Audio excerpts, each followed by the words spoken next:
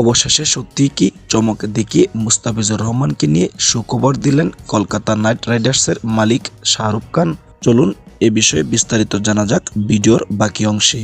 ধর্মীয় ইস্যুকে কাজে লাগিয়ে মুস্তাফিজুর রহমানকে এবারে আইপিএল থেকে বাদ দিয়েছেন ভারত, আর এতেই আইপিএল খেলতে পারছেন না বাংলাদেশের এই বোলার।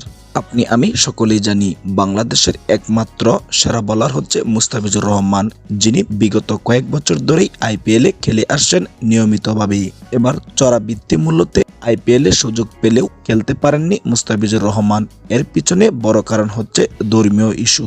ধর্মীয় ইস্যুকে ব্যবহার করে মুস্তাফিজুর রহমানকে আইপিএল থেকে বহিষ্কার করেছেন ভারতের মানুষেরা, আর এতেই বড় লসের মুখে পড়েছেন ভারতের আইপিএল দল কেকেআর। যে লসের পরিমাণ ছিল মুস্তাফিজুর রহমানকে বাদ দেওয়ার তুলনায় অনেক বেশি। তারা মুস্তাফিজুর রহমানকে বাদ দিয়ে নিজেরাই পড়েছেন লসের মুখে। আর এদিকে মুস্তাফিজুর রহমানকে বাদ দিয়ে তাদের দলে যুক্ত করেছেন মুজা রাব্বানীকে, যিনি মুস্তাফিজুর রহমানের কামব্যাক হিসেবে মোটেও কাজে লাগেনি।